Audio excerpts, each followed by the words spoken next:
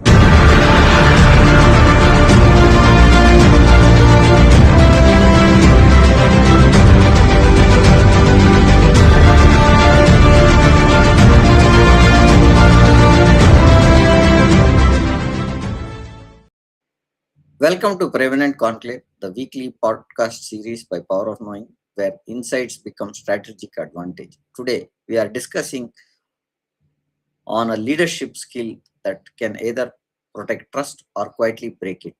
Difficult conversations. Darshni, let's welcome her and dive into the topic.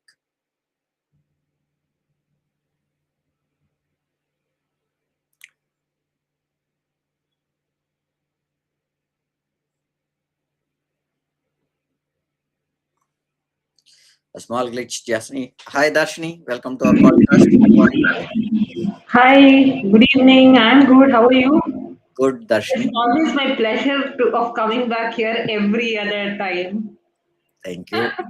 It's great to have speakers coming back to the session, and it's nice to see you back again here on the podcast. But I Darshni, really appreciate your work, Prem, because the kind of questions you bring up every podcast is it has so much of depth and so much of insights from the speaker you get is excellent. thank you, ma'am. Thank you for that. Darshni, we'll start with one question leaders should avoid. Why do difficult conversations fail before even they start? Again, starting with the episode of the great question, and I welcome everyone once again to this episode.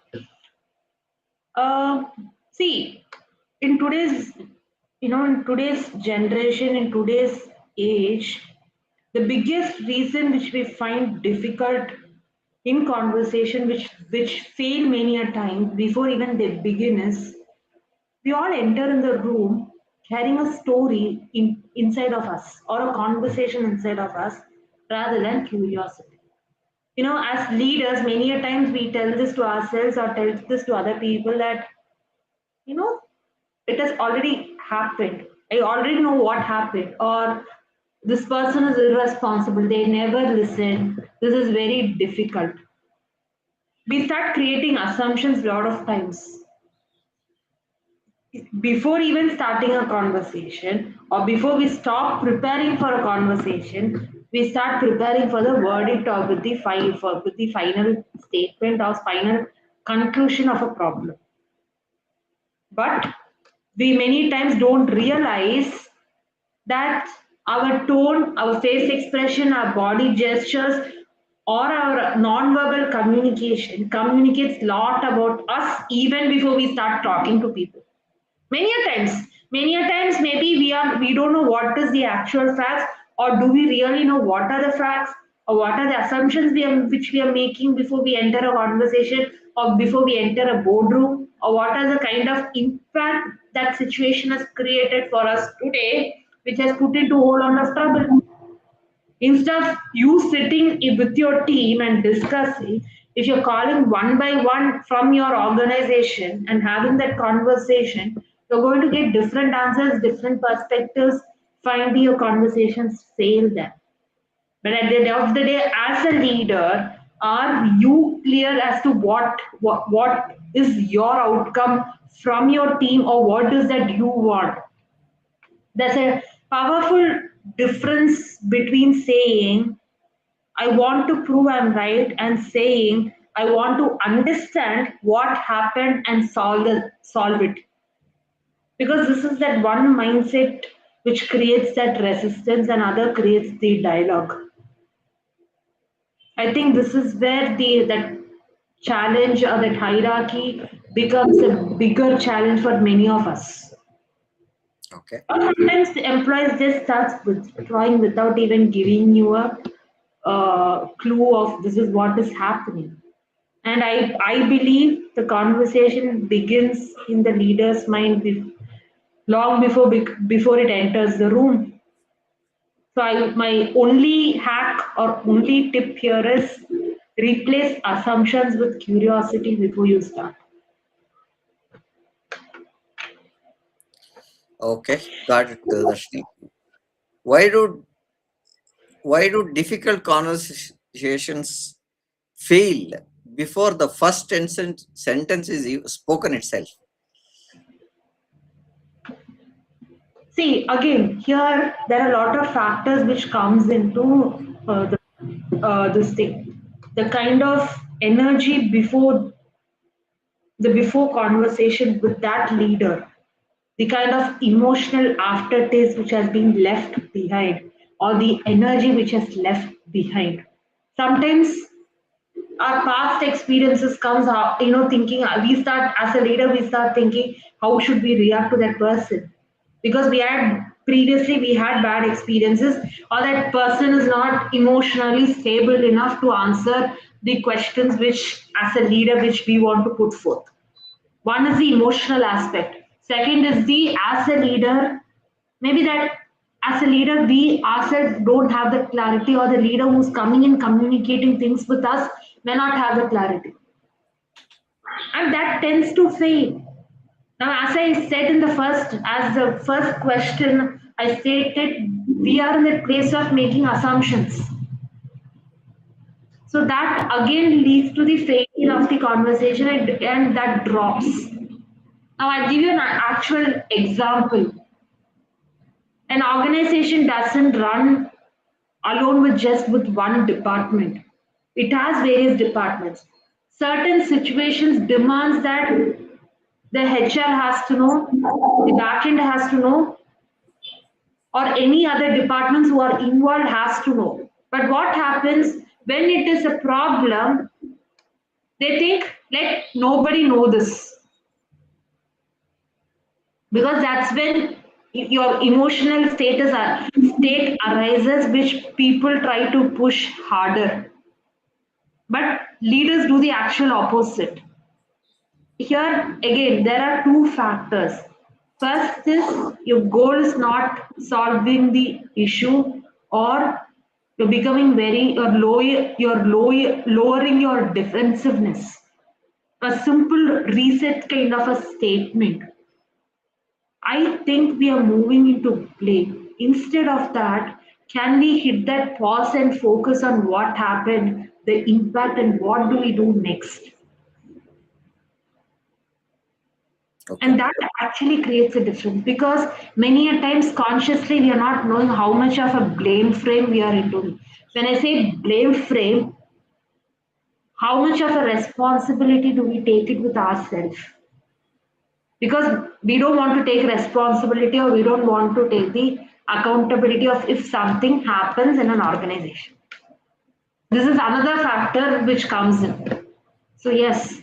Okay, before we move forward, whoever is watching this, if you have any questions, please post it then and there. I would be happy to answer rather than keeping it towards the end. Okay. Over to you. Yeah. So now what you said is, if it is not clear, they are not clear and they start a conversation. First is that they don't know the agenda and what is that. Exactly. They get into a meeting and they start talking about, and the whole idea of the meeting itself gets diverted at times. You start a meeting to begin another meeting as a True. follow-up meeting, right? So that is True. what. What inner assumptions do leaders carry into difficult conversations that make the other person defensive before even the discussion begins?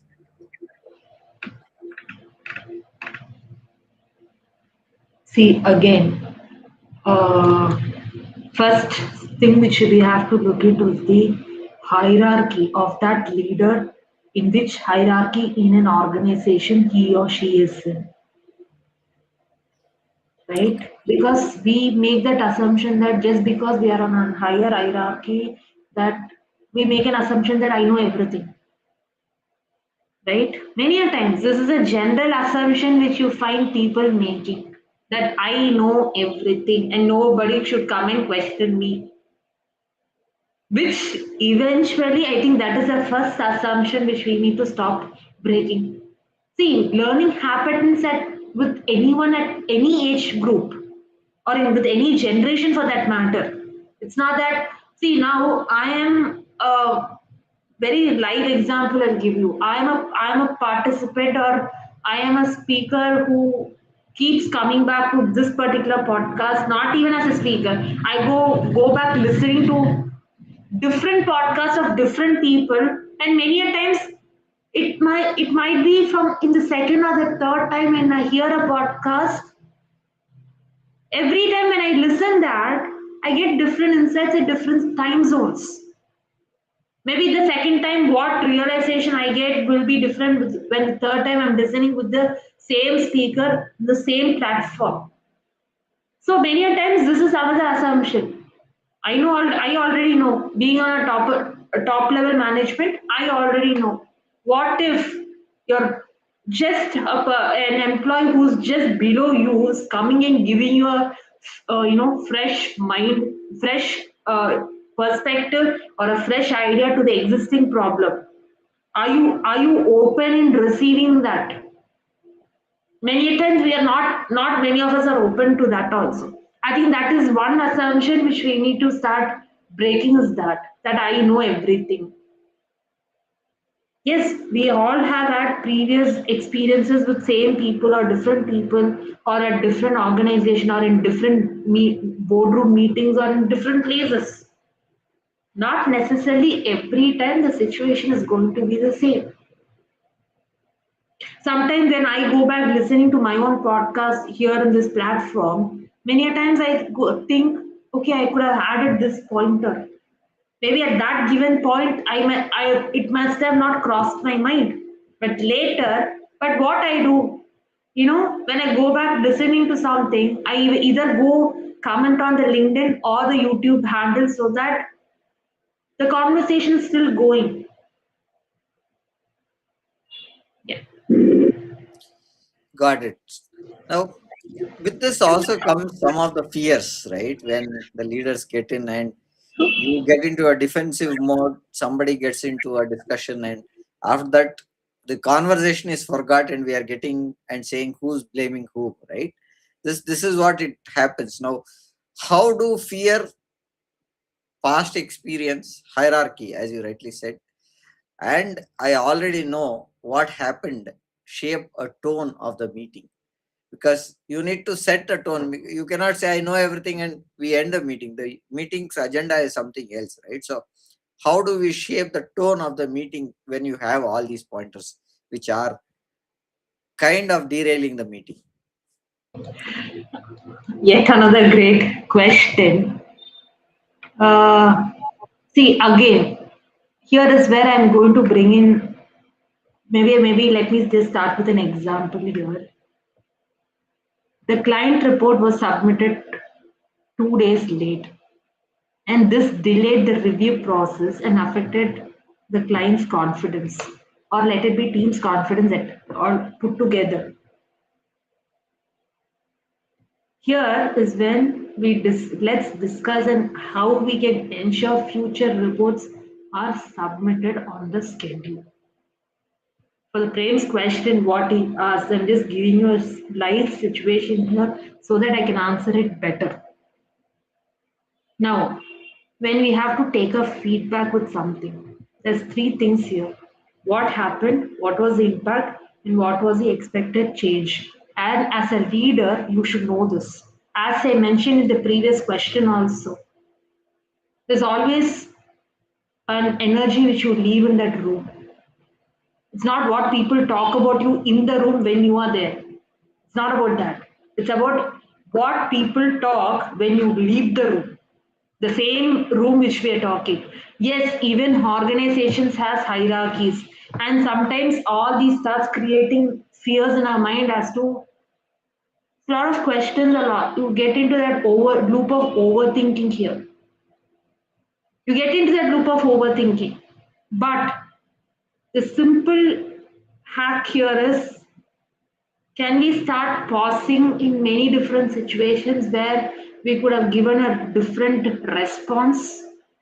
Yes, I understand that in today's generation and today's age, there's no time for such things.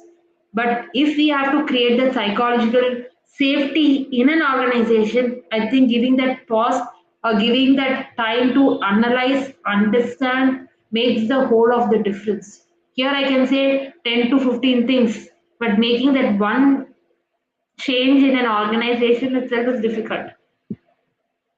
As simply said, if you are being in a leadership position or you're guiding someone else, the simple question is to you give a pause before you enter a room. Why that pause, I will tell you, because the Prem's question clearly states the fear factor here. When that fear factor is there, the simple aspect or the simple trick is to give it a pause so that if you are in a team, as a team, you have a space to think, reflect. You have seen even if you visit Supreme Court or High Courts or places like this, why do they adjourn a meeting or adjourn a case when they don't, when the judge and the client does not have a clarity? Same methodology only. So you giving you, instead of spending time in blaming, fighting with each other, can we use the same time to analyze, to understand, to reflect, and give it that pause button and come back to that discussion later once that heated conversations goes drops down? It, now, with this, I think when we set the tone, what should be the leaders clarifying privately before speaking to the other person? The facts, the impact, desired outcomes are their emotions. How do you look at this, Darshan? Actually, it is needed. Actually, it is needed. See, now I'm coming and telling frame one thing. Okay, maybe it can be a situation or it can be anything. Say, for instance, the things which I tell frame, when frame goes to someone else and says the same situation, many a times we don't tell a whole lot of things. Many a times we delete whole lot of things. Many a times We just give them the tip of the iceberg. Yeah. Eventually, that's what is happening. And what, because of that instance, there's a lot of doubt, there's a lot of fear, there's a lot of emotional instability which arises because of this. Now, I'm instructing my employee in an organization to do a specific task in this manner. If if that person in that hierarchy is having a doubt or anything, if he or she is asking me then and there, then situation is different. If that employee or that leader goes back, starts doing the work, and then he or she sits and thinks, I don't have a clarity in this,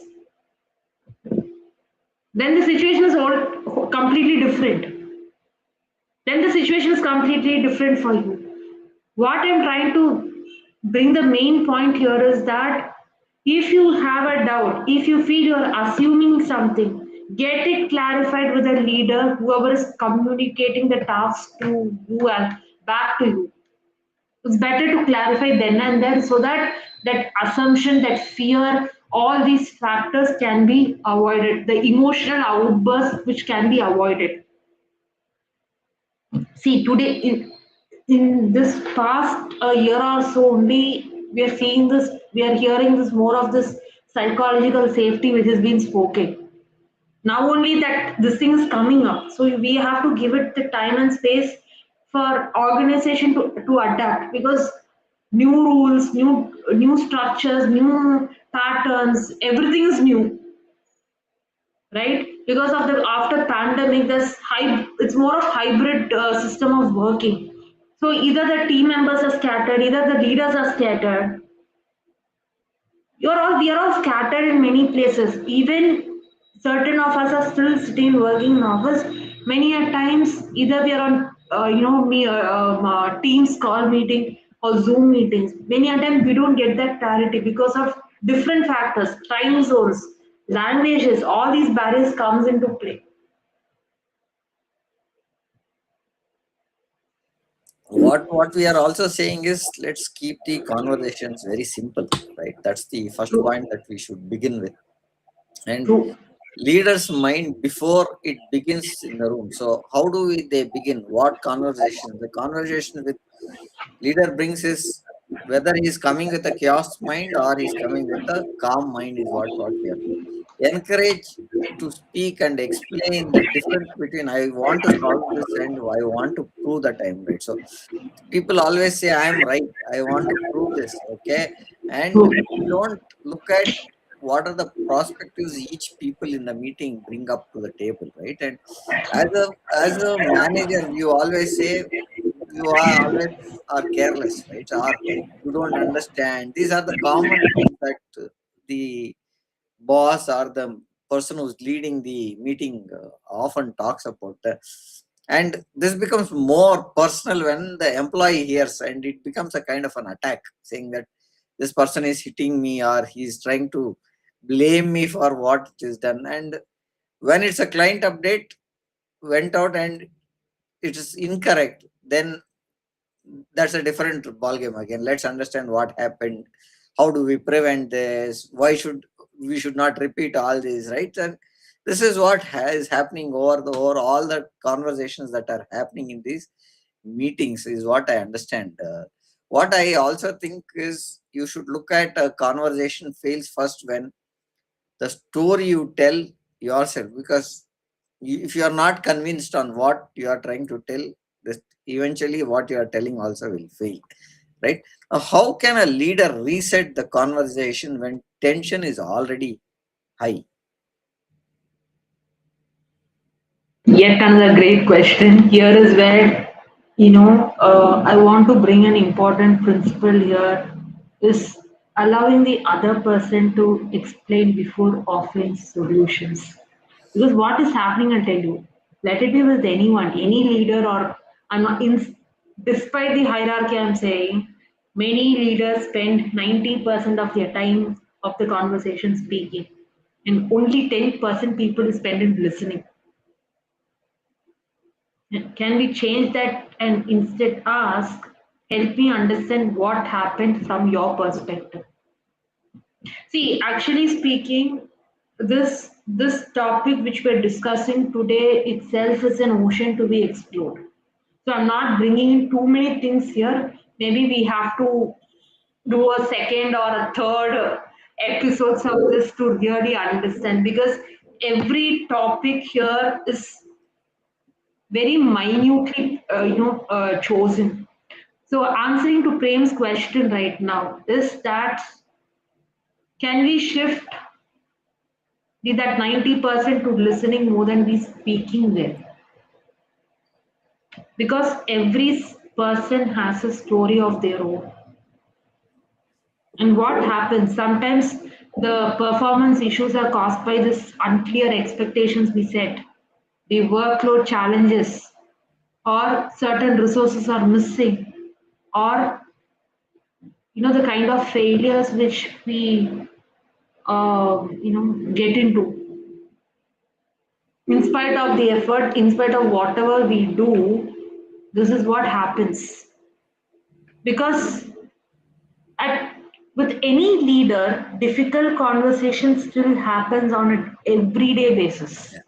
Yeah, yeah. But sometimes that feedback which we are not willing to listen is a powerful thing, because sometimes that shows us the actual facts, isn't it? Now we say people don't listen, or we start making assumptions, but do we realize that before we start even speaking, there is a communication of us which literally enters the room. Okay, let me put in a very simple example. How many of you have attended music concerts from the audience?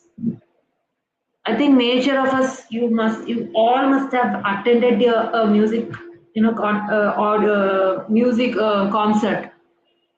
What happens the minute you enter a music concert hall or a auditorium? What happens?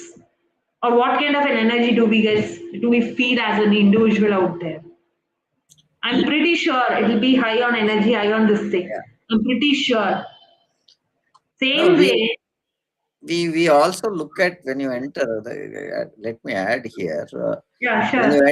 enter a concert, you are first curious to see the singer or the person who is there, right? So the first thing is you're seeing that person sing and do live performance, which is always seen on either a TV or on some display board, is what we see. Otherwise we don't see that person. And the second thing is, can I meet him? So True. meet True, him or true, her. true. So that's the thing that I feel. What See, we simple thing here is, you being a leader, you being in anything, do you have the clarity in your mind? mm, That's a simple answer to this question. Just ask yourself, do you have that clarity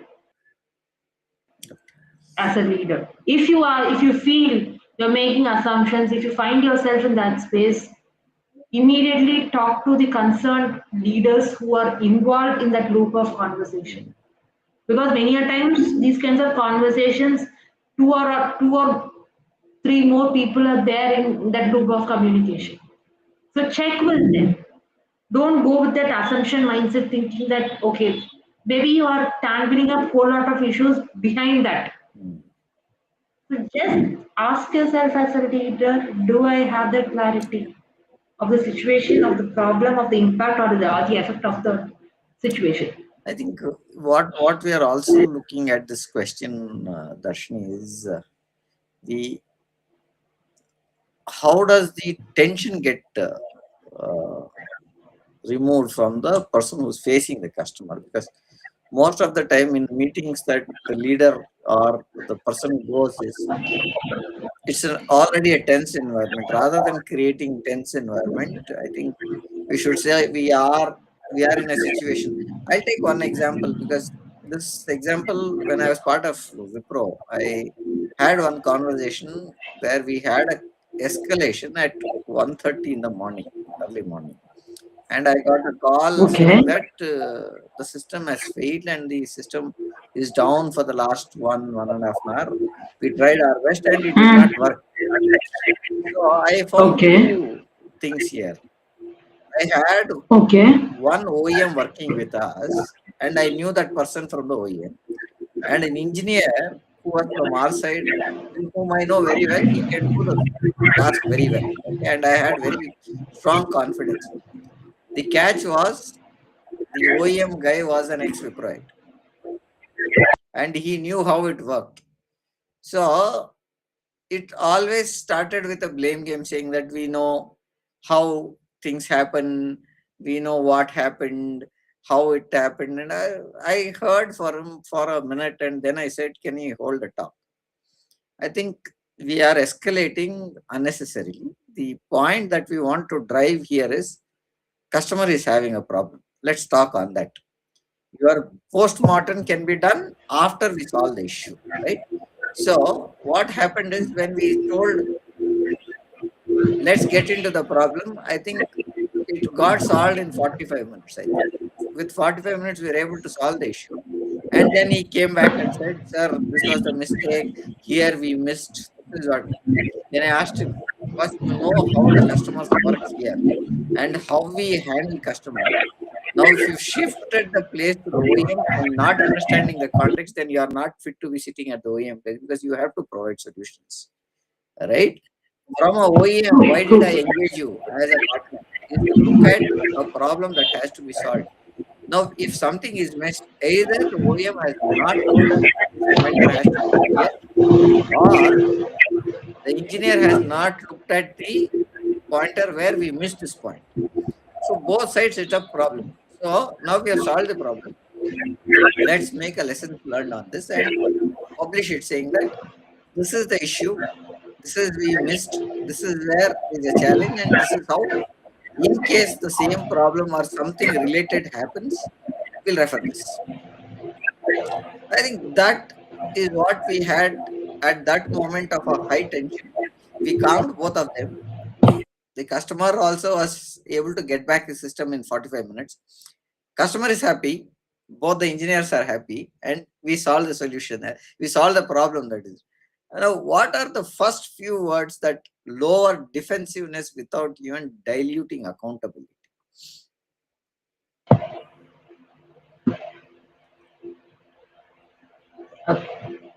Thank you for bringing up this example at the first place. Now, I'm just going to put this in the way it's easier to handle. If from the audience side, if you have any perspectives, put it on the comments. Now, the person has to be accountable. Plus, he or she should not be defensive. Now, our moderator himself got not one, two important aspects. One is the context. Now, when I talk about the context here, who are the people or which are the departments involved? Like say one department will know or one person will know, the other person will not know. Is what is the context here? At the same time, when it comes to a problem, every individual involved in that loop of communication is involved. So it is not just I, it is we as a team. It's not I. It's not I there. It's not only you there. Because either you when a task was delegated to you, did you have the clarity there what needs to be done? Or was the mess up happened? Is it from your side or is it from your team who has by mistakenly did something wrong out of an emotional outburst? Is it that? Or is it a mistake from the client side that they have not given you proper information? Have that understanding of the problem not just in your tip of the iceberg but dive deeper. See, now here I can give you very vague answers which can lead to assumptions again. So, simply put, first understand who are the members who was in the loop of communication. Second thing is instead of talking to with the leaders or with the employees on a one-on-one level, bring everyone to a boardroom or bring everyone together in one table, put forth a discussion with the team, not separately. When you go separately, again what happens? You are creating a zone of, again, you are creating assumptions, you are giving your own team the situation to make an assumption that okay, because of this thought, that leader might have taken that kind of a decision. Hmm. First step here is identify who are the people involved in the loop of communication. Second step is take your time and understanding what is the actual situation, or was anyone outside the team were they aware about this, which they forgot to mention to us when the client informed? Is it that? And then you pull forth, okay, this is the task. These are the to-do list which I, as a team, as from a team where every individual had to do. Okay, if this task was done, this is the outcome. Have a conversation at the same time as a team leader or as a leader. You make note of what are the points which is being discussed so that we can reduce the tension. Then why do we call things as case studies? This is why we call it as case studies. So that where we as a team or from the organization have something to go back and refer, like how Prem sir said right now. This can reduce the tension in the room. Or if you feel the conversation was too heated, don't discuss it at that given point of time. Discuss it a day later. It can sound little, I don't know, a little off this thing, but then it will help you, because in a messed up mind you cannot run the show. If your mind is, when you're internally messed up, telling yourself a different story and expecting a different answer, you cannot do that. I think what you're saying, Darshini, is see, when we get into a stressful situation, I think we should, first thing is to calm down and diffuse the situation, is what you're saying. And Exactly. Exactly. I'll take the same example where we spoke about two engineers. Now, what we did also was the same thing, is what I understand with what you're talking about. We diffuse the situation saying that let's solve the problem, then sit and understand how things went wrong or where it went wrong, and then we are able to have a Hmm. solution. Because if our True. start of the podcast, what we started also was to look at not blaming anybody, rather than making something as a conversation that has that difficulty of this conversation eased, is what we wanted to look, right. So how can a leader acknowledge emotion without allowing the conversation to become emotional chaos? Because what I understand, it is always a personal hurt that happens, and that's where the chaos starts. All right. What your take on it? Okay. Simply said, first is give that person or the person who's listening, or the person who's communicating, or in both ways, that give them the message that I'm hearing you or I'm listening to you. Maybe you don't have to specifically give them an answer. Not that. But, or when that person completes that conversation, you start your conversation stating, I acknowledge to what you say. Okay, first step. This is according to my perspective. If you have any other perspective, please feel free to share. First, I start your conversation stating, I acknowledge your perspective. You, before I go forward putting my thoughts into what you've shared with me, or to give my feedback or my message back to you, to what I understood is my understanding right to what you have told me?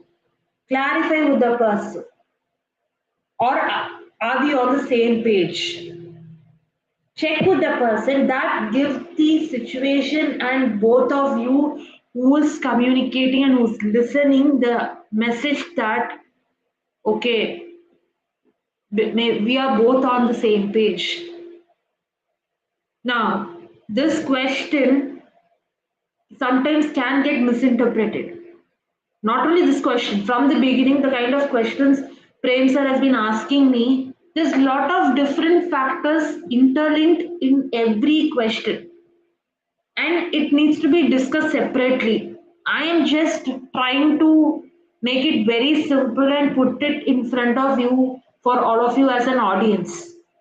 Actually, to be open, this podcast and another speaker had to do, which unfortunate to unfortunate reasons, that speaker had a challenge and I had to take up.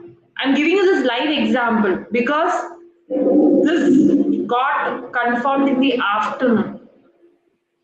Sir sent me the questions. I just had a limited time because I'm a very ferocious reader and I listen to a lot of podcasts. I was like, okay, this is nothing new to me. Maybe let me see and prepare myself as to how I can answer in a different format, so that me as a speaker and he as being a moderator, we are both are on the same page. If we are not in the same page, again it will go on an emotional clash later. Maybe we may not verbally communicate that with each other, but then again that will also go on an emotional clash. First step is have an understanding or check with the other person, is what I have understood, is it right or wrong? If it is wrong, can you give me more clarity?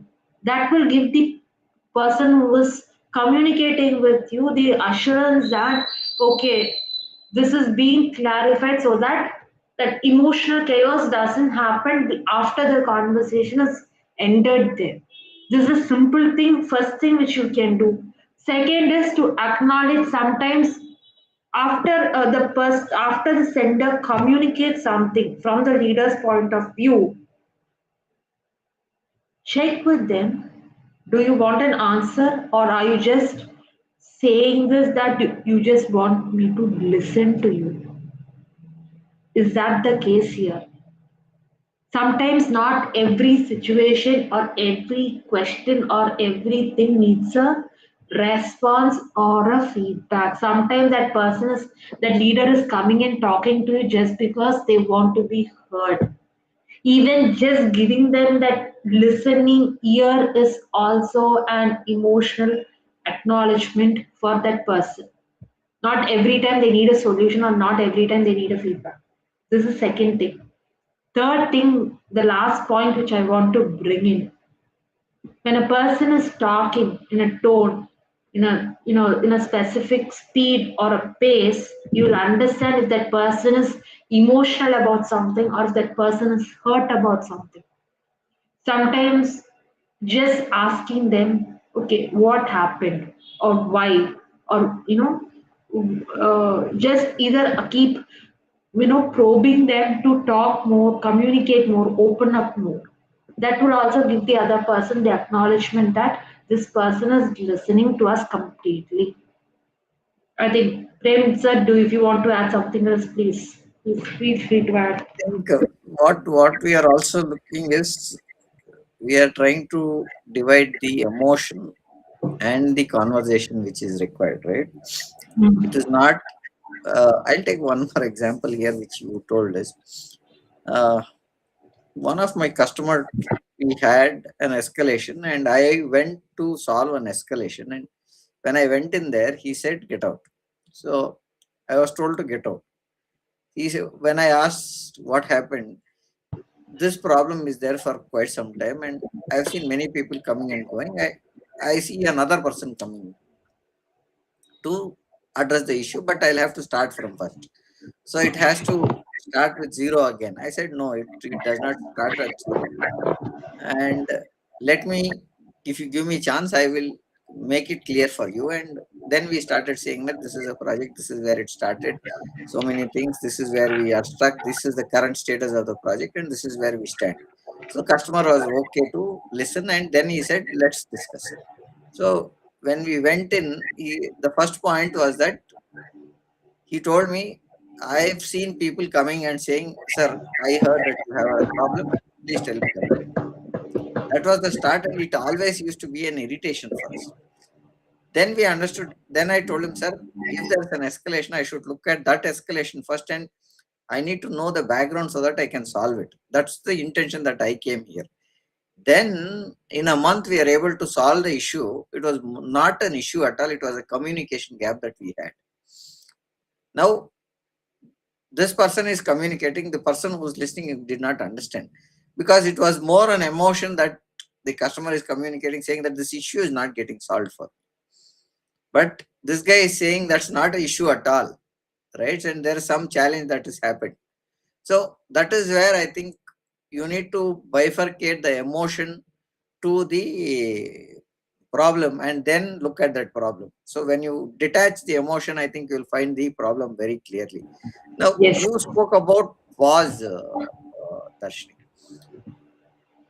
Pauses are very important things in a discussion, right? Now, definitely. when should when should a leader pause, reschedule, or bring a neutral person instead of forcing it to a conclusion? Now, here I'm going to throw back a question to the audience themselves. See, today, all of us are working under pressure to some extent, maybe directly, indirectly, not only in an organizational level, but let it be on your personal front, let it be on your personal growth side, or let it be on your professional growth, or if you're planning to climb that corporate ladder, in every step, to some extent, we're all pressurized. If you feel that pressure is hindering you on your day-to-day activities, then you first thing, keeping the conversation very simple here is become aware of yourself. I think that is where the idea of pausing starts, because if you're not aware about yourself, I don't think so you will be able to figure out where you should pause. See, because lot of us are working in different hierarchy levels, wearing different hats at different situations. So to what kind of role you are playing, that determines where you need to give a pause. I will tell you very simple exercise to do this, to understand where you need to actually pause. In the audience, whoever wants, do this with me right now. If you have a notepad or a pen, if you have, grab one. If you have, well and good. If you don't have, I would suggest you grab one. Can you just list down the roles which you play in a day, just for a day? It can be a role of a father, it can be a role of a mother, it can be a role of a daughter, it can be different roles, with even including your professional role. Once you identify the different roles which you play, from there you categorize, okay, in which all roles do I feel pressurized. At least take top three, and then in that roles, you, depending upon the situation, before you have to enter a boardroom or before you have to enter an important thing where you should not have your emotional outburst, that time you give yourself that pause. But see, I can give you a lot of different techniques, but until if you are not aware about what you do and where you stand, just me giving you tips and hacks will not work. Sorry, I'm being very open here, because it's not just about creamy layer of the cake.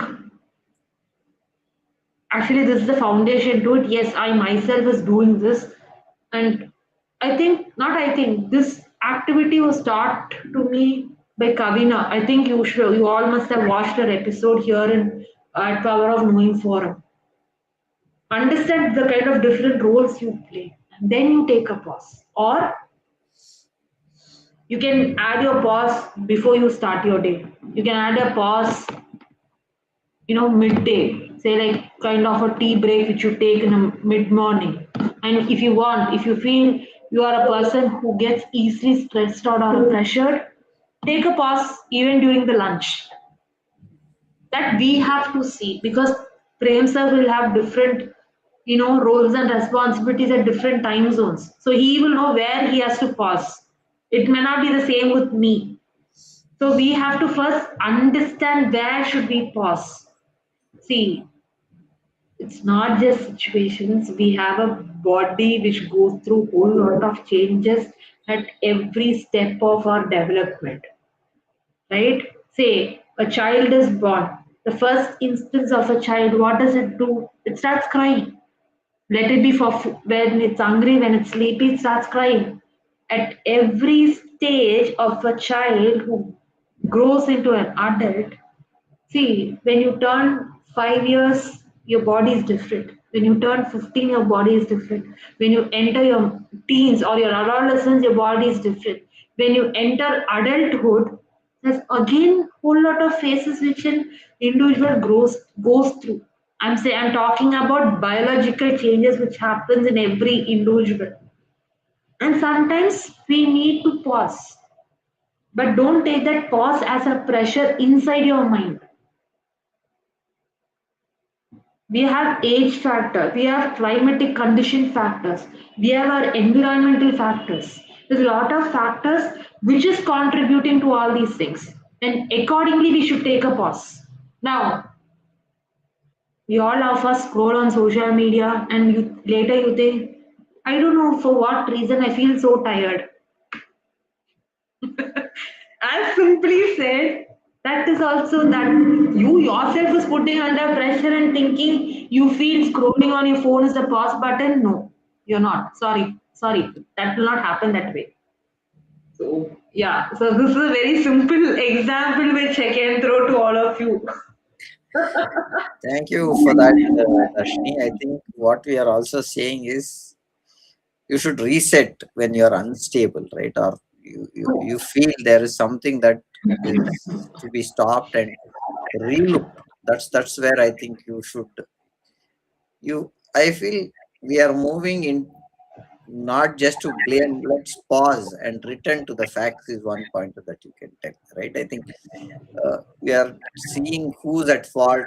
That is not what we want to look at and see what are the facts, what would be the impact, right? That would happen because, as I Just said, sorry to what? interrupt, Ben, Yeah, sir. yeah, I want to add one more two more examples here. Imagine pandemic happened. Do you think life is going to move the same way? When lockdown initially started, yeah. we all had to hit the pause button. Mm, Imagine natural calamities like flooding. I think you all of you must be aware of the flood which happened in 2018 in Kerala, the Cochin floods. mm, Okay, when these kinds of things happen, do you think life is just going to move on? Life will move on, but your daily activities is getting stagnant. Because of that, many people must have got irritated. But if you look at it from a very open space, your safety is important there yeah, more than your work. So that is again, it depends on situations. Natural calamities, lockdown because of COVID, which happened, all these things gave us that pause button, but for many it made us understand the importance of having family time at home, yeah, which many of us didn't have back then, right? That is when for many new ideas sparked in, many people started something of their own. That is again a pause button. yeah, It made us think, what next? If not physical, that's when we started realizing the benefits of online medium. We started realizing how relationships are very important when pandemic happened. So again, that is a pause button for all of us.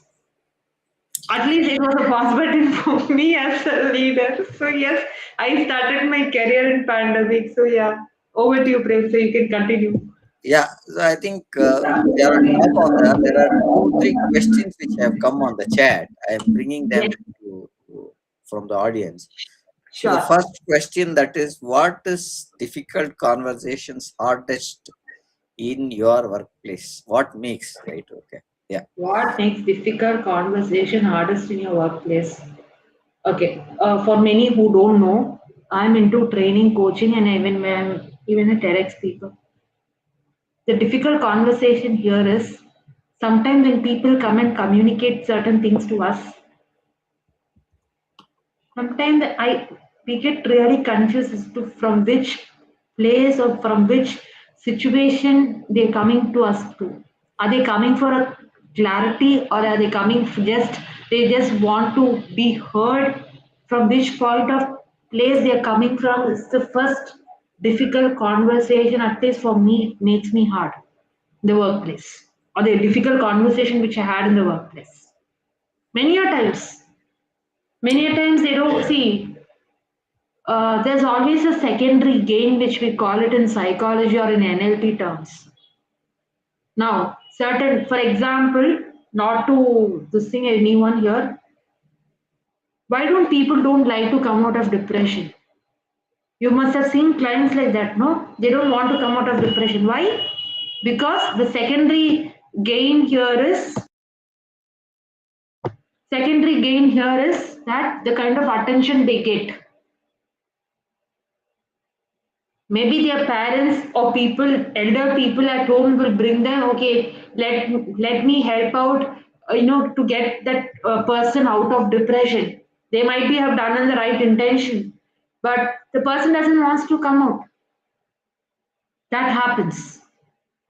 And that is when the second question which has popped up, when conflict happens, what does your team do first? The same thing. First, sit and understand what happens. Why is the conflict happening? Is it because of that person is not getting accepted to what he or she is saying? Maybe that acceptance is not coming in. Maybe it's a psychological safety. Maybe that is why that conflict has arises. I will give you for both the questions, I'll give you one example here. Now, if you take up stress as a factor, since we have been talking about stress a lot of in every question, let me take stress as a factor here. Even stress can make the difficult conversation very hard in your workplace. Because of that, the conflict happens. As a team, first thing is to, as rightly Prem sir pointed out, to can we calm down first? I think when we start calming down, 90% of your problem is solved there. Many a times we are on a reacting state of mind because our mind is trained to keep us safe. So that's what happens. Now, connecting to that, that's where the next question has come up. What is one sentence you have heard at work that immediately made a conversation difficult? The disagreement. I don't take the accountability or I don't take the responsibility and I don't want to do that. So that the person is thinking that that person is safe. And that is where how Premsa pointed out a couple of examples where when he was working in Wipro. That's where the escalation starts happening. That is where it starts happening. The disagreement. I don't. It's not my fault. It's that person's fault. When you point out, there's already three fingers pointing back at you. It can sound very simple, but this is the reality of it. One sentence is that you don't take the responsibility or you don't take the ownership. Okay, even I'm also part of the team, even I'm also responsible. We don't take that ownership, do we? Not many times. Very rarely taking that. First understanding you have to have here is your your life, your situation, your or anything, whatever you encounter with, it's your responsibility. Either it's because of your previous experience or the previous experience is not solved properly. It is like you piling up the dust under the carpet and thinking everything will be fine. This is where assumptions come into play. Got it. I think we have a lot of examples which we spoke about today. As we are on top of the hour, I'll take few of the takeaways that I have listed here. Sure. Difficult Before conversations you tell usually, your takeaway, I want the audience to tell them their takeaway. Before yeah, that, let's put it for our audience to comment their takeaways here. yeah, definitely. Difficult conversations usually fail in preparation through assumptions, labels, unclear intent before they fail in the language. So, how you communicate is a different thing, the tonality and everything is different, but how do you take that, whether it is clear or unclear? That is the first point. Reset the conversation by returning to the facts. What are the impacts that they bring with this challenge, and what could be the next decision? Do not try to win an argument. People will say, I want to prove, I want to win, and stuff like that. So I think that's the next takeaway that I've taken. Specific feedback builds accountability better than personality labels, right? So you give a clear accountability saying this person did this, so this is the challenge we faced. Because of this, we have a gap here. This has to be filled by this person, or this is the person who knows that how to fix it. So that way we are giving accountability. Describe what happened, its impact, and what must be changed. Okay. uh, Physiological safety does not reduce standard, it makes it safer for people at the surface, right? And uh, risks, mistakes, and better ideas are early, because they don't get into a situation where they see a risk and then they see a risk and they are able to report it. That would be the easiest way to avoid conflict or get into a difficult conversations, right? That's what I think. Close every hard conversation with one owner, one action point, one deadline, and one follow up point. That's the takeaways that I have taken. Darshni, any pointers that you want to bring up before we conclude, Darshni? The only pointer which I would encourage all of you to do is take responsibility. If it is, even if you're part of a team or if you're running doing something individually, it's our responsibility to do that. And many of us still don't realize this. This is what I have seen all this while. Or if you're a leader who's watching this, and uh, can I get the names of who posted these questions? I'm not getting their names. Usually it Oh, will get it's okay. displayed. I'm not seeing their Uh, names. Very simply, I would say is I'm not marketing anyone here. It's out of my personal experience. I'm telling all of you this. If you are a leader who's looking to grow, or if you are a leader who wants to self-reflect and do a lot of things, I'm not, again, disclaimer, I'm not marketing anyone here. I personally have experienced a book in many different ways. Because of that, I'm suggesting this here. I spoke about Kavina here, right? She has authored a book called The Communication Intelligence for Leaders. Hmm. For all these questions, you'll find your answers there. I would say go grab a copy from of that book. It is available on Amazon, or I can tag that link under the YouTube or wherever this is being live streamed. I can tag her, or I can share that Amazon link itself, because there is a lot of self reflection, and that book already shows the how you should handle certain things. The thanks to the participant who posted this question, what makes difficult conversations hardest in your workplace, or when conflict happens, what does your team do first? All these things you will find strategies how you need to work in that book. Okay, got it. So I am trying to bring up that link here and I'll paste it here while we look at that. Give me a second. See, because leadership and communication, I mean, this difficult conversation, this thing itself is an ocean. And it's all of it, almost the trial and error kind of a concept.